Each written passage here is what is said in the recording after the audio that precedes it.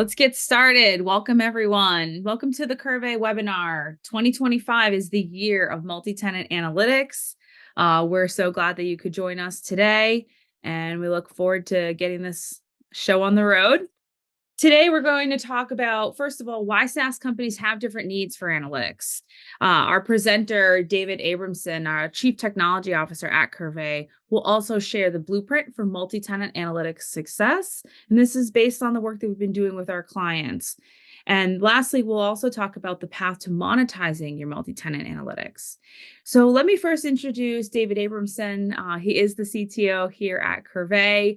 He drives the technical direction of the Qrvey platform, and he plays a leading role working with our customers and helping SaaS providers expand their products and create value from all of their data with embedded analytics, automation, and self-service data collection.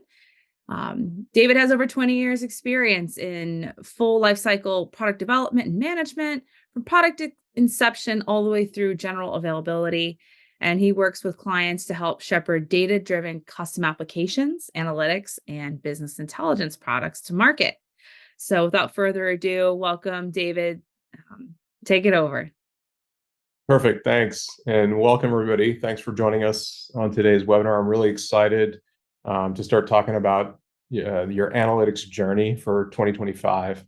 And I think, like everybody in sort of the SaaS space with a product, it all kind of starts with data, right? And analytics allows us to generate value from that data, whether it's creating a more complete version of our products, or even just satisfying all of the key requirements that customers keep coming to you with to help them better get more value out of the data through the analytics. That's what we're going to be focusing on and talking about today, how you can achieve that, particularly through this year.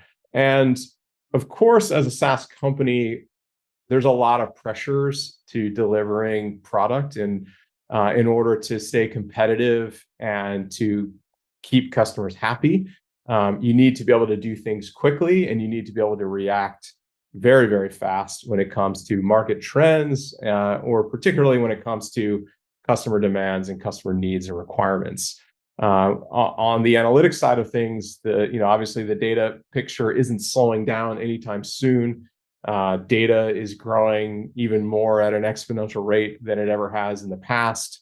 And therefore, all of the ways that we can leverage that data, whether it's customer requirements, ways that we can deliver a better experience around data and analytics, or our competitors that are putting pressure on us to deliver a more complete product, or maybe we just want to build new revenue streams.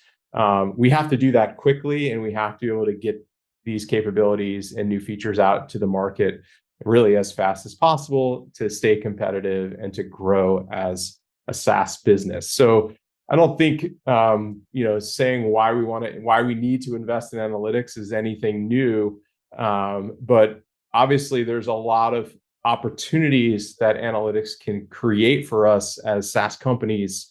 We've already mentioned revenue a couple of times, but the ability to take data and create, whether it's new product tiers, new modules, premium capabilities, or even expanding services, professional services, and other types of work, gives us some great opportunities to leverage a key investment in analytics to improve our product overall experiences.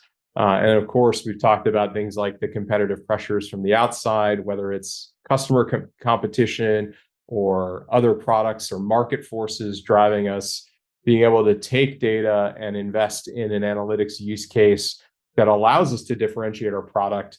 Not only helps us to generate revenue, but it gives us a way to certainly improve our products in a meaningful way, and overall satisfy the needs of our customers, whose needs obviously continue to change and evolve over time.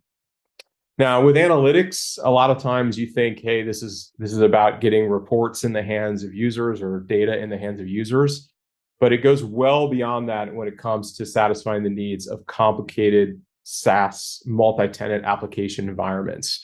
So multi-tenancy is kind of an overarching theme that we're going to be talking a lot about, and why it's so different from just kind of basic reporting tools or other tools that exist in the market.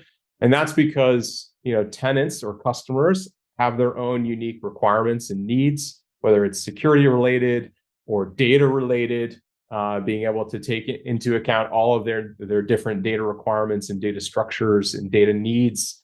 Or maybe it's really just about scaling and security and performance and getting the data and the analysis in the hands of the right types of users with the right amount of capabilities and the right amount of performance and the right growth and sort of control over that experience that you want to offer. So as soon as you introduce kind of these multi-tenant concepts, everything becomes a little bit more robust and a little bit more difficult to match and to manage when it comes to a successful implementation. The other thing that's really important about analytics, the analytics journey, is thinking about how you can use that to differentiate your products. We talk about use cases a lot when it comes to kind of data and analytics. And of course, a lot of people get focused on the sort of baseline use cases of reports and dashboards. But it's not just about getting reports and dashboards in front of customers. It's about providing self-service capabilities so that customers can really do a lot on their own. It's about creating meaningful value out of data that's not just in the form of a dashboard or visualization, but actually providing data as a service so that users can better understand and interact and maybe take that data into other tools or other integrations. It's about modernization, introducing new capabilities, whether those be updating environments or introducing AI features or similar types of capabilities, but really taking older technologies and bringing them forward into the future. And then, of course, satisfying all of the requirements around whether it's gathering additional data or automating around that data. The variety of use cases that you can tackle through a successful analytics strategy are really very diverse and offer a lot of interesting opportunities moving forward into the future. But one thing I will also kind of highlight is in this multi-tenant space, you might hear a lot about embedded analytics. I'm going to draw a distinct line between multi-tenant and embedded because they really aren't the same thing. When you think about business intelligence as a whole and the use cases around business intelligence, you're probably familiar with a lot of more traditional business analytics or BI tools, the likes of a Tableau or a Power BI or similar types of tools. These are great tools for that more traditional BI use case where you're an organization and you want to be able to understand how data is impacting your organization through analysis. And those tools are great at doing that. Some of those tools have extended their capabilities with some embedded options, which allow you to sort of plug those outcomes into some other capabilities and some other tools and some other integrations. But for a SaaS business, it really has to go well beyond that. SaaS companies have to meet the needs of their customers. It's not an internal use case. It's about satisfying the needs of the external facing customer. And so multi-tenant analytics is really designed with that singular focus of helping SaaS companies meet the needs of those external customers by offering those users the right types of analytical capabilities, fully integrated and built in as part of your application ecosystem and architecture. And so it's really about taking what used to be historically a very internal use case and extending that to a variety of your external customers, fully integrated as part of your overall product and experience for those customers. And as a SaaS provider, you have a lot of different requirements that can't be satisfied by those traditional business intelligence tools. Those tools were largely, again, designed for internal use, managed by kind of the IT teams within those organizations, supporting maybe some different users and different roles within that organization, but ultimately for a single tenant, that business. And it came with a cost and licensing and all of these different things. With multi-tenant analytics, we're not even looking at it from the sort of internal business perspective. This is all about product. How do you make your products better? How do you create more value for your external customers? And how do you support all of your different tenants and all of those different external and potentially unlimited numbers of users as you grow more and more users using your products every day? You have to have tools that can not only scale to support that, but also have meaningful capabilities to support that. And then ultimately, the key goal here is using your products to generate revenue. We're not just spending money on analysis tools. We're actually using these tools to generate meaningful revenue for your SaaS product and for your SaaS business. And so these are very different use cases, very different types of requirements that we're talking about. And last, just key point here is it's a totally different audience, right? Multi-tenant analytics, we're talking about product people like yourselves. You own a product, you're building product features. You're not working for an internal analysis or as a data analyst internally inside your own organization. This is about giving data and analysis tools to the customers of your applications, who, of course, are going to be different organizations, different businesses of their own, and different companies. So again, different use case, different audience, different needs, and of course, different pains and different challenges that come with all of that. As a product team, you have to be worried about how's it going to scale. I've got a lot of users. I've got a lot of different types of customers. I've got a lot of different tenants. I need to make sure that whatever I do from an analytics perspective is going to scale effectively to satisfy those data volumes and the use cases that we're covering. From a security standpoint, it's not just about internal security controls. It's about external security controls. And I need each tenant potentially to have their own different types of users and different data point access and different requirements around their data. And that creates a lot of complexity, right? It's not just about one type of data and one type of user and one type of customer. It's about all of these different customers coming into your product, working with their data. Maybe they want to augment that data with something else. Maybe you need to leverage other types of technologies and tools such as AI and machine learning to get more value out of that data. And so as a SaaS company, understanding that this is a different use case, a different type of pain, a different type of requirement, all of that comes into play when it comes to mapping out and planning a successful analytics strategy, which is what we're going to talk about now. So what does a successful multi-tenant analytic strategy actually look like? And then how do we get there in 2025? So, of course, the key is building the right type of plan. And with a plan, obviously, timing is really critical. So the earlier you can start, obviously, the better. And then, of course, building upon that to deliver the right types of capabilities and features to your customers. So again, the earlier you get started, if you can start planning that 2025 go to market now, obviously the faster and sooner you're going to be able to start generating some meaningful revenue from the analytics that you're deploying inside your product. But thinking beyond just the revenue goals, what about satisfying customer requirements and customer needs? So self-service now plays a huge role in making customers happy, keeping them engaged, and giving them the right types of capabilities. And this is all about, again, the multi-tenant use case, whether it's multi-tenant security or data. Everybody's going to have slightly different requirements. And in order to satisfy those requirements, you could try to address those one by one, but you're going to go out of business trying to satisfy every single customer requirement one at a time. This is where self-service comes into play, putting the capabilities in the hands of the customers to give them the power to sort of do their own things, build their own content, collaborate and share and develop their own outcomes. Really, really important.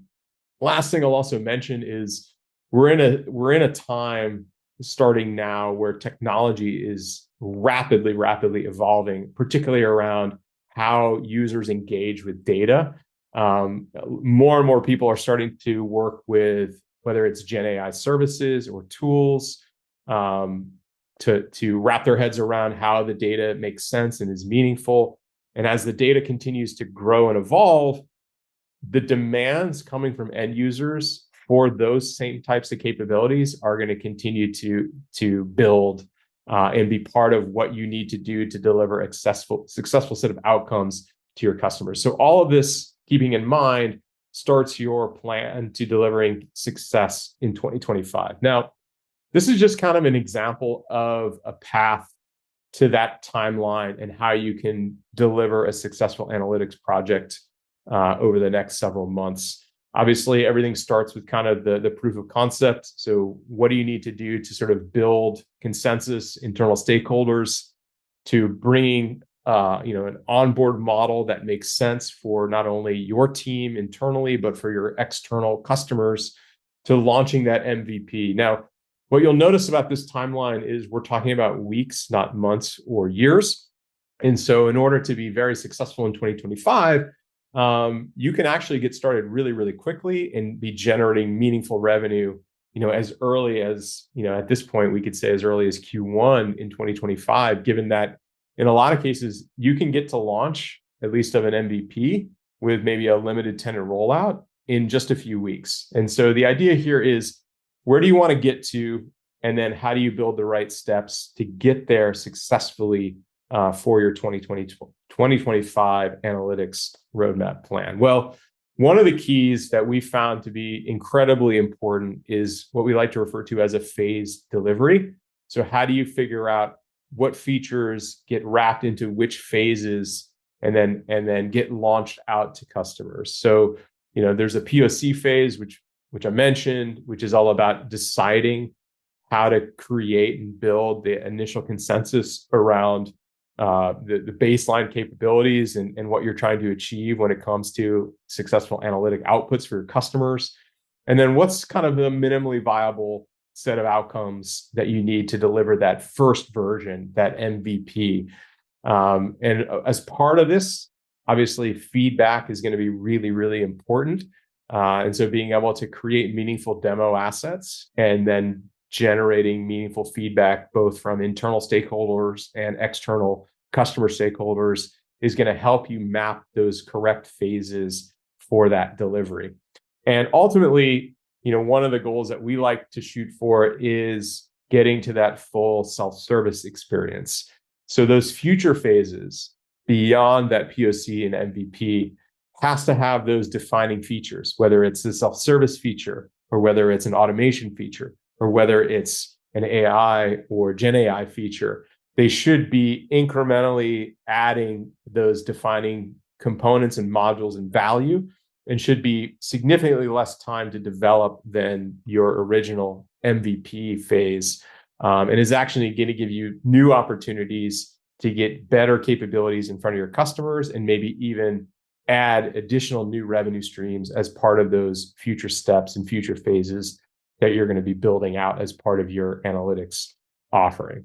So, what are some of those features? I already mentioned a handful, but obviously full self-service is going to be really important, and that can mean a lot of different things. And we'll talk about some of the concepts around monetizing that in a little bit here. But other features that can be part of that successful phase rollout would be more of the sharing and collaboration automation capabilities. And then, of course, more of the sort of generative AI types of capabilities to support not just the customer use cases, but around the data and the developers who need to take advantage of those key capabilities in your analytics strategy that's part of your overall product offering. But with those phases, one of the most important aspects of delivering success is the iteration and the opportunities to innovate through that iteration. So everything starts with creating kind of that original phase, POC, MVP, and then getting in front of customers so that you can analyze and get that feedback to understand what's working, what isn't working, create engagement, create value, and then build on top of that. Add new features, create the right user experiences, and then iterate through the cycle again. And all of this helps you deliver not just quickly but also new modules and new opportunities to potentially generate additional revenue on top of your existing initial offerings or MVP offerings for your analytics stack. So there is a lot of benefit in creating not just the right phased plan, but then iterating through that to create kind of that loop of feedback and engagement with the right stakeholders within your organization. So let's talk a little bit now about what it means to monetize those phases and that multi-tenant analytic approach. Obviously, it starts with the sort of the demo asset. One of the things we like to encourage as part of this process is to start with kind of a fully integrated core set of demo assets that you can use to generate interest and excitement within the customer base. A lot of that allows you to not only put sort of ideas and features in front of customers, but it also helps you figure out how this is going to sell and how this is going to be easily monetized into the product. So that demo asset has multiple functions. It's to essentially get people interested and excited about the features and capabilities that are coming, but it's also to help better understand how we're going to ultimately monetize these capabilities within the product, because we can break it down into the key functional areas that are meaningful for us. The next phase can go a couple different ways. You can go down the path of, kind of that full sort of dashboard reporting experience, or you can start iterating around the data more directly. One of the things that we like to approach sort of an analytics experience with is just getting the data in the hands of the user through what we like to refer to as interactive data views. These can be fully integrated views across all of the different data outputs and data assets that you would have. And by giving users the interactions that they want, basically you're allowing them to explore the data on their own, creating maybe customized data fields, customized data buckets, filters, exports, all the things that they need to explore and work with the data. Gives you a great opportunity to start getting data in the hands of the users extremely quickly. And so as a phase, this can be a crucial step in figuring out how you get data in the hands of users fast. And then you can iterate from there to understand, okay, what data is more meaningful?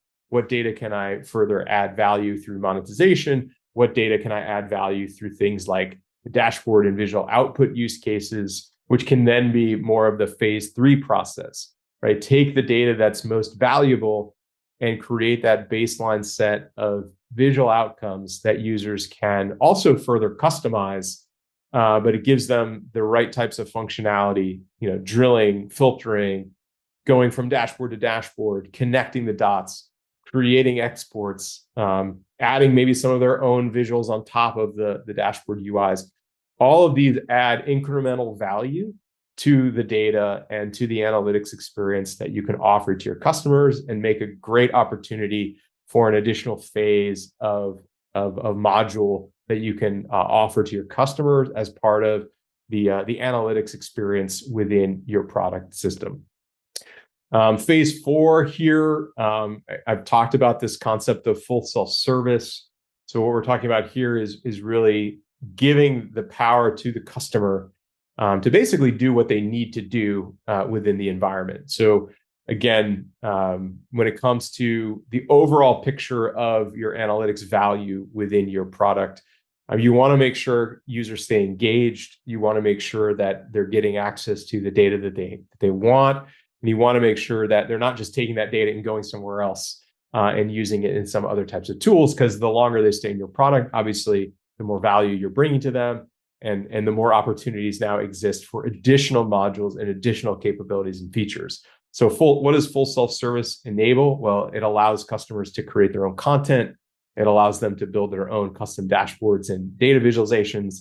It maybe even allows them to build their own data assets, maybe even connect some of their own data into the mix. And so there's a lot of opportunities here through that full self-service experience to give customers the right types of value and monetize that value in a highly, highly meaningful way as part of the overall analytics experience within your product. And the last phase I'm just going to quickly touch on here is going beyond just kind of the standard analytics outcomes of dashboards, reports, and data views, and creating more customizable data alerts and workflows. So how do you go from users having to log in to see what's changed, how their metrics are tracking, if something's going down or going up, right? The traditional way of doing that was log in and see what's happening in the dashboard that's been created. With customizable alerts and workflows, you can now create business rules that even take action on the insights that are gleaned from the analytics without the user having to log in and actually view those insights directly. If my metric is dropping, set up an alert or workflow that does something about that. If the amount of data has changed in some meaningful way, all of a sudden now I can set up alerts and workflows to do that. And with a full self-service experience, giving this power to the end customer externally is also something that's possible. So now not just creating those alerts and workflows for internal design and consumption, it's all about how do you provide these to the customer so they can take advantage of them and then build real value around what it means to create that full self-service experience within your product. So it's all about those phases. We talked about the phased approach. It's all about creating the right types of value within each phase. So now what I'm going to do is I'm going to talk about how Qrvey helps. So Qrvey as an organization, we built our entire company around helping software product teams deliver the right types of analytic value within their software product offer. So the problem that we're solving is not about internal data and analytics use case. It's about how do you solve the problem of secure multi-tenant analytics for your external customer. And so 100% focused on solving this problem and helping our customers achieve the right types of outcomes when it comes to analytics inside of their SaaS product. Now, we talked about the timing is everything. And obviously, one of the most important advantages that working with tools like Qrvey offer is that extremely fast time to market. You saw the timeline that I shared when it comes to those phase approaches. We're talking about getting in front of customers and even monetizing the capabilities, those different phases that you're putting in front of customers in weeks. We're not talking about months or years. And so the time it takes to integrate obviously saves you a ton of time. Now, why does it save you a ton of time? Well, one, it also reduces costs. So with Qrvey, again, we look at the whole picture. It's not just about licensing specific tools. It's about the infrastructure required to match the scale and the data requirements and all of the different use case requirements. And what we found is the reduction in costs is not just about cost savings, it's also about time savings as well, because the amount of different utilities and tools that go into creating a successful SaaS analytic implementation, it's pretty big. This is actually a good illustration of what it would take to do this 100% without Qrvey versus what it looks like when you introduce something like Qrvey into the picture. So with any analytics project, you're obviously going to need your visualizations, whether that's a charting library, reporting library, or some other set of tools. You're going to need the integration. So you're going to need the APIs to integrate to the front-end tools and the web application technology stack that you're working with. But you're also going to need the data warehouse, the analytic optimized data structures, the entitlements in the semantic layer to map to all of those unique tenant requirements that you have across all of your different customers. So this is a pretty big investment, not just in terms of infrastructure resources, but also in terms of time and overall, number of developers and other folks that are going to be working on this initiative. I contrast that with what Qrvey has, and it's an entire layer as a package. So you're going to get that analytic optimized data lake built in. You're going to get the semantic layer and the multi-tenant entitlements layer baked into that structure. And you're going to get all of the front-end integrated tools and APIs for integration into your comprehensive UIs. So all of that comes together, and really that's the reason why you can get to market with those different phases We're talking weeks instead of months or years when it comes to launching the capabilities around Qrvey.